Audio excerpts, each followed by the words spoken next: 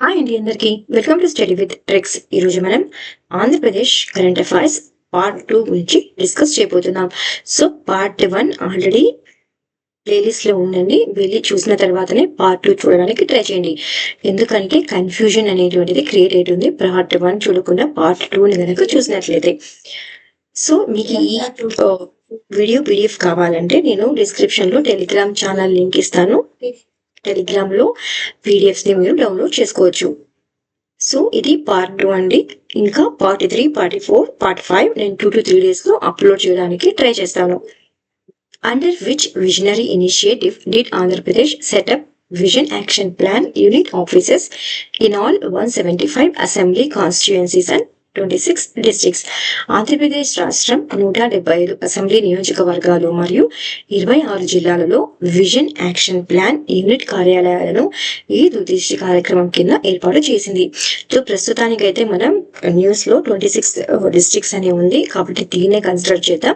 Future exams లో కావాలంటే కొత్తగా వచ్చినటువంటి డిస్ట్రిక్ట్స్ ను కన్సిడర్ చేయవచ్చు. సో ఈ విజన్ లో ఇది భాగంగా ఉంది అంటే స్వర్ణాంధ్ర 2047.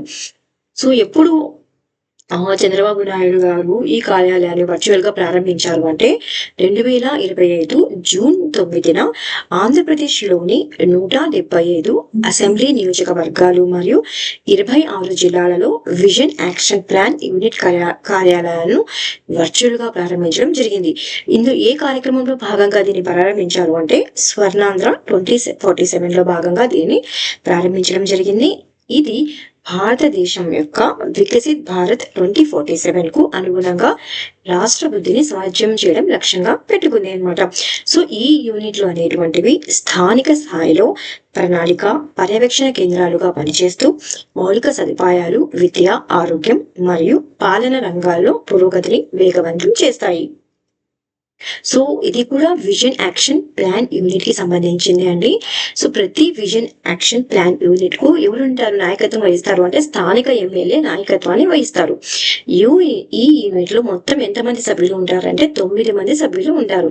సో ఎవరెవరు అంటే ఎమ్మెల్యే వచ్చేసి అధ్యక్షునిగా వ్యవహరిస్తారు, ప్రత్యేక అధికారి ఉంటారు, ఈయన కార్యనిర్వాహక ఉపాధ్యక్షుడిగా వ్యవహరిస్తారు, స్థానిక ఎమ్మెల్సీ ఉంటారు, మున్సిపల్ పట్టణ పంచాయతీ చైర్పర్సన్ ఉంటారు, ఆర్టీఓ, సబ్ కలెక్టర్ ఉంటారు, తహసీల్దార్, ఎంపీడీఓ, మున్సిపల్ కమిషనర్ నుంచి కన్వీనియర్ గా వ్యవహరిస్తారు.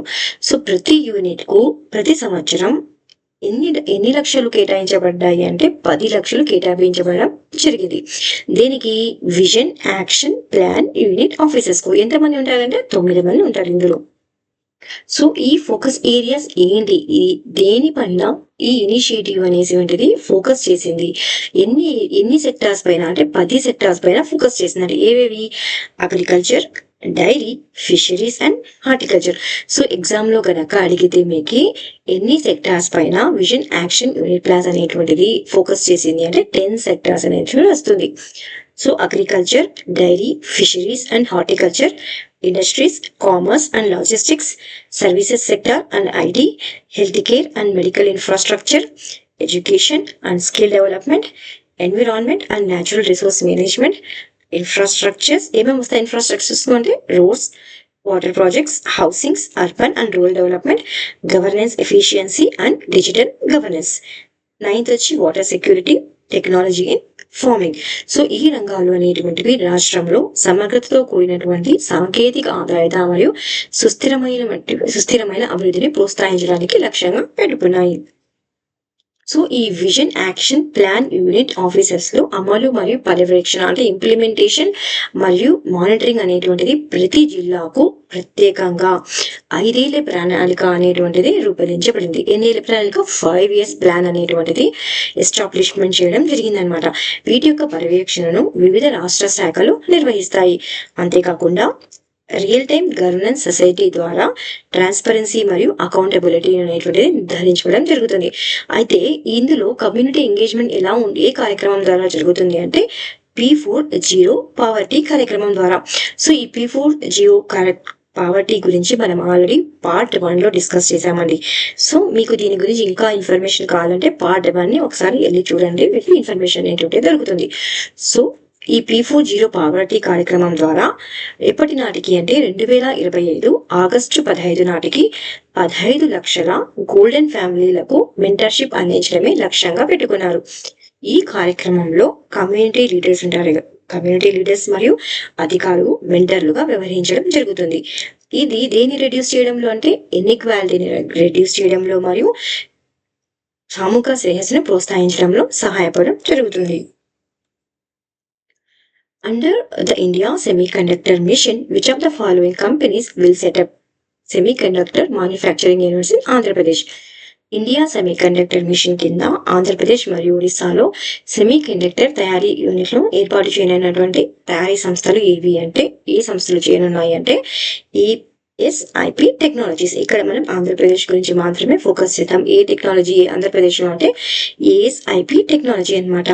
ఈ ప్రాజెక్ట్ అనేటువంటిది ప్రధానమంత్రి నరేంద్ర మోదీ గారి అధ్యక్షన జరిగినటువంటి కేంద్ర మంత్రివర్గ సమావేశంలో ఇండియా సెమీకండక్టర్ మిషన్ కింద 4 సెమీకండక్టర్ ప్రాజెక్టులు అనేటువంటివి ఆమోదించబడ్డాయి. ఇందులో ఆంధ్రప్రదేశ్ సంబంధించినటువంటి సెమీకండక్టర్ ప్రాజెక్టు కూడా ఉండడం జరిగింది. సో ఆంధ్రప్రదేశ్ లో ఏ కంపెనీ అంటే ఏఎస్ఐపి టెక్నాలజీస్. ఈ దేనికితో భాగస్వామ్యంగా సెటప్ చేయబోతుంది అంటే దక్షిణ కొరియాలోని ఏపీఏసిటి కో లిమిటెడ్ తో భాగస్వామ్యంగా ఈ మ్యానుఫ్యాక్చరింగ్ యూనిట్ అనేటువంటిది సెమీకండక్టర్ మ్యానుఫ్యాక్చరింగ్ అనే యూనిట్ అనేటువంటిది ఏర్పాటు చేయబడుతుంది. ఈ సెమీకండక్టర్ మ్యానుఫ్యాక్చరింగ్ లో నిర్మించబడినటువంటి ప్రోడక్ట్స్ అనేటువంటివి ఎందులో యూజ్ అవుతాయంటే మొబైల్ ఫోన్స్, సెటప్ బాక్సులు, ఆటోమొబైల్స్ రంగాల్లో యూజ్ అవుతాయి. అయితే టార్గెట్ ఏంటి అంటే ప్రతి సంవత్సరం 96 మిలియన్ యూనిట్లు తయారు చేయనుంది అనమాట ఈ కంపెనీ ద్వారా. సో కంపెనీ అనేటువంటిది ఇంపార్టెంట్. ఏ కంపెనీ అంటే ఏఎస్ఐపి టెక్నాలజీస్. దేంతో కలిసి భాగస్వామ్యంగా అంటే దక్షిణ కొరియాలోని ఏపీఏ సిటీతో కలిసి ప్రారంభించబోతుంది. ఏంటి అంటే సెమీకండక్టర్ మ్యానుఫ్యాక్చరింగ్ యూనిట్ ను. Which Indian state recently launched Operation Safe Campus Zone to eradicate illicit drug sales near educational institutions? విద్యా సంస్థల సమీపంలో అక్రమ మాదక ద్రవ్యాల విక్రయాలు నిర్మూలించడానికి ఆపరేషన్ సేఫ్ క్యాంపస్ జోన్ ప్రారంభించినటువంటి భారత రాష్ట్ర ప్రభుత్వం ఏది అంటే ఆంధ్రప్రదేశ్ అండి. సో ఆంధ్రప్రదేశ్ ప్రభుత్వం ఏ శాఖ ద్వారా అంటే పోలీస్ శాఖ ద్వారా 5 రోజుల పాటు ఆపరేషన్ సేఫ్ క్యాంపస్ జోన్ కార్యక్రమాన్ని ప్రారంభించింది. ఈ ఆపరేషన్ యొక్క లక్ష్యం ఏంటంటే పాఠశాలలు మరియు కాలేజీల 100 గజాల పరిధిలో అక్రమ మాదక ద్రవ్యాలు అంటే గంజా వంటి నార్కోటిక్స్, కఫ్ సిరప్స్, సిగరెట్స్, పొగాకు వంటి ఉత్పత్తులు మరియు గుట్కా విక్రయాలను నిర్మించడం. ఈ కార్యక్రమం విద్యా సంస్థల సమీపంలోని హాట్స్పాట్లను లక్ష్యంగా చేసుకుని జిల్లా పోలీస్ ఇంటెలిజెన్స్ విభాగం మరియు ప్రత్యేక శాఖ పోలీసులతో సహకరించనుంది. సో జస్ట్ ఎగ్జామ్ లో గనక ఆపరేషన్ సేఫ్ క్యాంపస్ జోన్ ఈ రాష్ట్రం నిర్వహించింది అంటే ఆంధ్రప్రదేశ్ నిర్వహించింది. ఎందుకోసం అంటే ఎరాడికేట్ చేయడానికి డ్రగ్స్ నియర్ ఎడ్యుకేషన్ ఇన్స్టిట్యూషన్స్ దగ్గర. What was the total investment approved in the 6th State Investment Promotion Board meeting held under the chairmanship of Chief Minister N. Chandrababu Naidu on May 15th?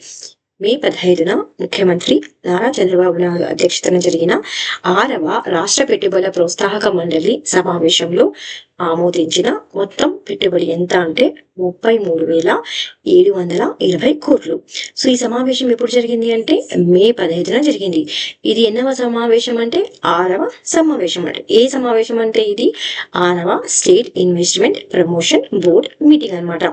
ఈ సమావేశంలో ఎన్ని ప్రాజెక్టులు అంటే 19 కొత్త ప్రాజెక్టులు ఎన్ని కోట్ల పెట్టుబడితో అంటే 33,720 కోట్ల పెట్టుబడితో ఆమోదించడం జరిగిందనమాట. అయితే ఇప్పటి వరకు మొత్తం 76 ప్రాజెక్టులు మరియు 4,95,796 కోట్ల పెట్టుబడితో ఆమోదించబడడం జరిగింది. అయితే ఇవి 4.5 లక్షలకు పైగా ఉద్యోగాలను కల్పించనున్నాయి. దీంతో పాటుగా 50,000 న్యూ హోటల్ రూమ్స్ ని కూడా ఏర్పాటు చేయనున్నారు. ఎందుకంటే టూరిజం ను బూస్ట్ చేయడానికి. సో ఇందులో కీ హైలైట్స్ ఏంటి ఈ ప్రాజెక్ట్స్ లో అంటే, ఏ కంపెనీస్ ఎన్ని క్రోర్స్ ఇన్వెస్ట్మెంట్ చేయబోతున్నాయి అంటే, బునాదా ఇంజనీరింగ్ అనేటువంటిది 9 కోట్లతో పెట్టుబడి పెట్టనుంది. యాంప్ ప్లస్ ఎనర్జీ వచ్చేసి 3,941 కోట్లు. దాకిన్ ఇండియా 2,475 కోట్లు. వింటెక్ మొబైల్ తిరుపతికి చెందింది, ఓవర్ 1,000 క్రోర్స్ అండి. ఏం ఏంటి అంటే, లక్ష్యం ఏంటి, ఎన్ని జాబ్స్ క్రియేట్ చేయాలి అంటే 10,000 జాబ్స్ ను క్రియేట్ చేయాలి. Which two companies have partnered to develop a 700 megawatt wind power project in Anantapur, Andhra Pradesh, the state's first wind project since 2019. 2019 తర్వాత ఆంధ్రప్రదేశ్లో మొదటి విండ్ పవర్ ప్రాజెక్ట్ అయిన 700 మెగా ప్రాజెక్ట్ను అభివృద్ధి చేయడానికి ఈ 2 కంపెనీలు భాగస్వామ్యం చేయనున్నాయి అంటే టాటా పవర్ మరియు సుజ్లాన్ ఎనర్జీ. సో ఈ 2 కంపెనీలు కలిసి, ఏ 2 కంపెనీలు అంటే టాటా పవర్ మరియు సుజ్లాన్ ఎనర్జీలు కలిపి ఆంధ్రప్రదేశ్లోని అనంతపూర్ జిల్లాలో, చాలా ఇంపార్టెంట్ క్వశ్చన్ ఇది, అనంతపూర్ జిల్లాలో 700 మెగావాట్ల విండ్ పవర్ ప్రాజెక్ట్ ను అభివృద్ధి చేయనున్నారు. ఇది 2019 తర్వాత రాష్ట్రంలో మొదటి విండ్ ప్రాజెక్ట్ అవ్వడం అనేటువంటిది విశేషం. సో ఎన్ని కోట్లు పెట్టుబడి పెట్టబోతున్నారు అంటే 6,000 కోట్లు పెట్టుబడితో చేపట్టబోతున్నారు. ఈ ప్రాజెక్ట్ అనేటువంటిది 2027 మార్చిలో ప్రకటించిన టాటా పవర్ 7 గిగావాట్ పునరుత్పాదక విద్యుత్ ప్రణాళికలో భాగంగా ఉంది.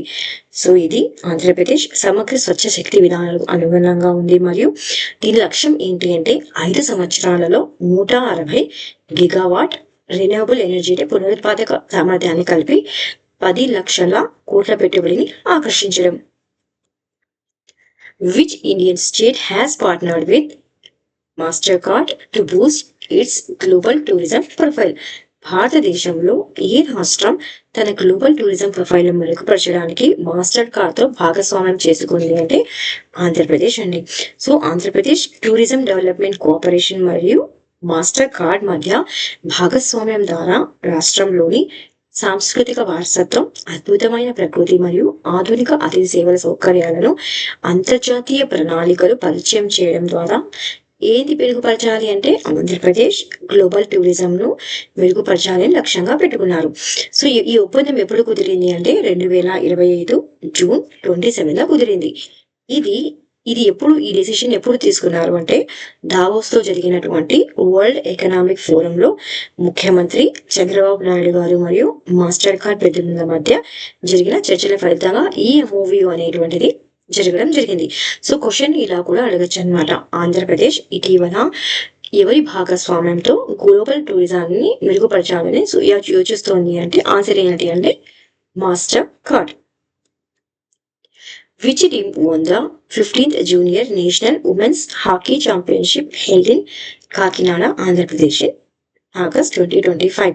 15వ జూనియర్ నేషనల్ మహిళల హాకీ ఛాంపియన్షిప్ ఆగస్టు 2025లో ఆంధ్రప్రదేశ్లోని కాకినాడలో నిర్వహించబడింది. సో ఇక్కడ మీకు హాకీ జార్ఖండ్ అనేటువంటిది గెలిచడం జరిగింది. దీనికన్నా ఇంపార్టెంట్ ఆంధ్రప్రదేశ్లో ఏ ఛాంపియన్షిప్ జరిగింది అని ఒక క్వశ్చన్ అడగచ్చు. లేకపోతే junior national women's hockey championship అనేటువంటిది ఆంధ్రప్రదేశ్లో ఏ ప్రాంతంలో జరిగింది అని కూడా అడగచ్చు అనమాట. కాకినాడ నుంచి ఆన్సర్ అవుతుంది. Which state will host the 28th National Conference on E-Governance in 2025? 2025లో 28వ national conference on E governance ను ఏ రాష్ట్రంలో నిర్వహించబడింది అంటే ఆంధ్రప్రదేశ్ లో నిర్వహించడం జరిగింది. చాలా ఇంపార్టెంట్ క్వశ్చన్ ఇది ఎన్నవది అంటే 28వది అనమాట. National conference on E governance అనమాట. ఇది ఎక్కడ నిర్వహించబడింది అంటే విశాఖపట్నంలో. ఎప్పటి నుంచి ఎప్పటి వరకు అంటే జూన్ 9, 10 తేదీలలో నిర్వహించడం జరిగింది. ఈ conference department of administrative reforms and public grievances మరియు ఎలక్ట్రానిక్స్ మరియు ఇన్ఫర్మేషన్ టెక్నాలజీ మంత్రిత్వ శాఖ ద్వారా ఆంధ్రప్రదేశ్ ప్రభుత్వంతో కలిసి సంయుక్తంగా నిర్వహించడం జరిగింది. సో ఈ కాన్ఫరెన్స్ అనేటువంటిది ఈ గవర్నెన్స్ లో పురోగతులు మరియు వ్యూహాలను చర్చించడానికి మరియు వాటిని అమలు చేయడానికి ప్రోత్సహించడానికి ఉద్దేశించడం జరిగింది. సో ఎగ్జామ్ లో కనుక 28th national conference on E governance అనేటువంటిది ఏ రాష్ట్రంలో జరిగింది అంటే ఆంధ్రప్రదేశ్ అవుతుంది. ఏ నగరంలో జరిగింది అంటే విశాఖపట్నం అవుతుంది. which company has announced an investment of 22,000 crore to establish India's largest single-site renewable energy complex in Anantapur district, Andhra Pradesh. ఆంధ్రప్రదేశ్లోని అనంతపూర్ జిల్లాలో భారతదేశంలోనే అతిపెద్ద నూతన విద్యుత్ ప్రాజెక్టును స్థాపించేందుకు 22,000 కోట్ల పెట్టుబడిని ప్రకటించినటువంటి సంస్థ ఏది అంటే renew energy global. So question ని ఎలా కూడా అడగచ్చు అంటే ఇటీవల రెన్యూ ఎనర్జీ గ్లోబల్ అనేటువంటిది ఎన్ని వేల కోట్ల పెట్టుబడితో విద్యుత్ ప్రాజెక్ట్ ను స్థాపించబోతోంది అంటే 22,000 క్రోర్స్ అవుతుంది అనమాట. ఏ సంస్థ ఇది అంటే రెన్యూ ఎనర్జీ గ్లోబల్ సంస్థ. సో ఆంధ్రప్రదేశ్ రాష్ట్రంలో ఎక్కడ అంటే అనంతపురం జిల్లా గుంటకల్ అసెంబ్లీ నియోజకవర్గం పేతపల్లి గ్రామంలో భారతదేశంలోని అతి పెద్ద అంటే ఒకే స్థలంలో దీన్ని నిర్మిస్తున్నారనమాట. నూతన విద్యుత్ ప్రాజెక్టును స్థాపించేందుకు 22,000 కోట్ల భారీ పెట్టుబడిని ప్రకటించింది. ఈ ఫేజ్ 1 లో ఎంత కోట్లు దీన్ని ఖర్చు చేయబోతున్నారంటే 7,000 కోట్లు. అది ఉద్యోగాలు అయితే 5 సంవత్సరాలలో సుమారుగా 8,000 నుండి 10,000 ఉద్యోగాలు అనేటువంటివి క్రియేట్ చేయాల్సి ఉంటుంది. ఎన్ని సంవత్సరాలలో ఈ ప్రాజెక్ట్ పూర్తి అవుతుందంటే 2 సంవత్సరాల్లో ఈ ప్రాజెక్ట్ అనేటువంటిది పూర్తి కానుంది. ఈ ప్రాజెక్టు భారతదేశం యొక్క పర్యావరణ అనుకూల విద్యుత్ లక్ష్యాలకు తోడ్పాటుగా ఉంటూ ప్రాంతీయ అభివృద్ధికి మరియు ఉద్యోగ సృష్టికి దోహదపడుతుంది. చాలా చాలా ఇంపార్టెంట్ క్వశ్చన్ ఇది. సో ఈ రెన్యూ ఎనర్జీ గ్లోబల్ అనేటువంటిది టోటల్ ప్లాంట్ కెపాసిటీ ఎంత అంటే సోలార్ లో అంటే సౌరశక్తిలో అయితే 1,800 మెగావాట్ అండి. అదేవిధంగా విండ్ లో అయితే 1,000 మెగావాట్. ఫేజ్ 1 ఇది టోటల్ కెపాసిటీలో. అదే ఫేజ్ 1 లో అయితే ఎంత అంటే సోలార్ అయితే 588 మెగావాట్, వైండ్ లో అయితే 250 మెగావాట్, బ్యాటరీ ఎనర్జీ స్టోరేజ్ లో అయితే 450 మెగావాట్ అనమాట. ప్రాజెక్ట్ ఓవర్ వ్యూ ఎంత అంటే టోటల్ ఇన్వెస్ట్మెంట్ ఎంత ఈ రెన్యూ ఎనర్జీ గ్లోబల్ కి అంటే 22,000 కోట్లు టోటల్ ఇన్వెస్ట్మెంట్ అనేటువంటిది. లొకేషన్ చాలా ఇంపార్టెంట్. ఎక్కడ అంటే Bethapalli village, Guntakal assembly constitution. Phase 1 investment ఎంత అంటే 7,000 క్రోర్స్. సో ఈ రెన్యూ ఎనర్జీ గ్లోబల్ అనేటువంటిది ప్రాజెక్టు ఎప్పటి నాటికి పూర్తి చేయాలని అంటే 2029 నాటికి 72 గిగావాట్ పునరుత్పాదక విద్యుత్ సామర్థ్యాన్ని సాధించాలనేది మనం చేయాలనుకున్నాం అనమాట ఆంధ్రప్రదేశ్ రాష్ట్రం. దానికి అనుసంధానంగా తీయబడిన ప్రాజెక్టే రెన్యూ ఎనర్జీ గ్లోబల్ ప్రాజెక్ట్. ఈ టార్గెట్ అనేటువంటిది చాలా ఇంపార్టెంట్. 2029 నాటికి ఎంత అంటే 72 గిగావాట్ రెన్యూవబుల్ ఎనర్జీ అనమాట. ఈ లక్ష్యం 2024 అక్టోబర్లో ప్రవేశపెట్టబడిన రాష్ట్రం యొక్క ఇంటిగ్రేటెడ్ క్లీన్ ఎనర్జీ పాలసీలో స్పష్టంగా పేర్కొనడం జరిగింది. సో ఇక్కడ ఇంపార్టెంట్ ఏంటి అంటే 2029 నాటికి 72 గిగావాట్ రెన్యూవబుల్ ఎనర్జీని సాధించాలి. సో ఇంకా ఏమేమి ఉన్నాయి అదర్ ప్రాజెక్ట్స్ ఆంధ్రప్రదేశ్లో అంటే టాటా పవర్ ఎంత పెట్టుబడిపోతుంది, ఇన్వెస్ట్మెంట్ ఎంత పెట్టుబడుతుంది అంటే 49 కోట్లు అండి. దీని ద్వారా ఎంత కెపాసిటీ మెగావాట్ ని జనరేట్ చేస్తుంది అంటే 7,000 మెగావాట్ రెన్యూవబుల్ ఎనర్జీని క్రియేట్ చేస్తుంది. సో ఎన్టీపీసీ అయితే 1.86 lakh crore దేనిపైన పెట్టబోతోంది అంటే గ్రీన్ హైడ్రోజన్ ప్రాజెక్ట్ ఆంధ్రప్రదేశ్ లో పెట్టబోతుంది. వేదాంత సెనెటికా with 50,000 crore for 10,000 megawatt capacity generation కోసం. ఏది అంటే వేదాంత సెనెటికా. బ్రూక్ ఫీల్డ్ ఎంత అంటే 50,000 రూపీస్ అనమాట. ఇది ఇన్వెస్ట్మెంట్ చేయబోతుంది. ఎంత విద్యుత్ ఉత్పత్తిని జనరేట్ చేస్తుంది, రెన్యూవబుల్ ఎనర్జీని జనరేట్ చేస్తుంది అంటే 8,000 megawatt capacity. How much funding has the Andhra Pradesh government sanctioned for the development of Amaravati in the first quarter of the fiscal year 2025-2026? 2025-26 ఆర్థిక సంవత్సరపు మొదటి త్రైమాసికంలో అమరావతి అభివృద్ధికి ఆంధ్రప్రదేశ్ ప్రభుత్వం ఎంత నిధులు మంజూరు చేసింది అంటే 2,100 కోట్లు అనమాట. 2,100 crores ని మంజూరు చేయడం జరిగింది. అయితే ఇది 2025-26 ఆర్థిక సంవత్సరానికి కేటాయించారు. ఎంత కేటాయించినారు అంటే 6,000 కోట్లలో భాగంగా ఉంది. ఈ నిధులు ఆర్థిక సంవత్సరపు మొదటి త్రైమాసికానికి కేటాయించబడడం జరిగింది. అంతేకాకుండా చాలా కాలంగా నిలిచిపోయినటువంటి అమరావతి ప్రాజెక్టును పునరుద్ధరించడమే దీని యొక్క ముఖ్య లక్ష్యం. సో ఈ క్యాపిటల్ దీన్ని ఎవరు పర్యవేక్షిస్తారు అంటే క్యాపిటల్ రీజియన్ డెవలప్మెంట్ అథారిటీ అనేటువంటిది ఈ ప్రాజెక్ట్ ను అమలు చేస్తుంది. నగర మౌలిక సదుపాయాల అభివృద్ధికి నిధులను సమర్థవంతంగా వినియోగించడానికి నిర్దేశించింది. సో టోటల్ ఎంత అంటే 6,000 crores. దాంట్లో phase 1 లో ఎంత మంజూరు చేశారంటే 2,100 కోట్లు. సో ఇది అండి పార్ట్ 2 ఆంధ్రప్రదేశ్ కరెంట్ అఫైర్స్. నేను రేపు పార్ట్ 3 కరెంట్ అఫైర్స్ ని తీసుకొస్తాను. So please like, share and subscribe. Thank you so much watching study with tricks.